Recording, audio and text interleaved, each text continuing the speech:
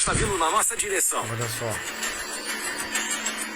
Sobrevivência do mundo animal. Talvez vai complicar achar que isso aí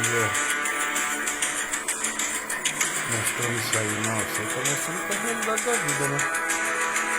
As pessoas estão vendo com a realidade da vida. Ela é absolutamente fantástica. Nossa, olhem só para aquilo.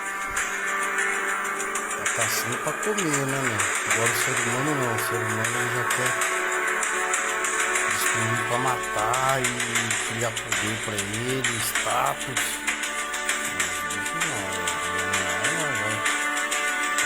Aí o bichinho tá lutando pra correr, mas não tem como, né? A natureza tem que ser assim, né? Essa é a caçada mais incrível que eu já vi. Se pensarmos bem, levou quase 1 minuto antes que ela conseguisse pegar aquela impala. O tamanho também da bicha também, ó. Ó, torceu.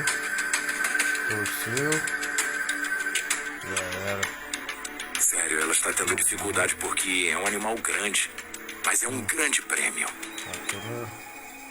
Opa, escapou? Não. Opa. Não. Ó, não escapou aqui. Essa é uma posição difícil. Vejam bem, ela não pode se machucar agora porque ela tem filhotes para tomar conta. E essa impala está resistindo muito. Se ela vai no focinho já era. Quase. Muito bem, pegou.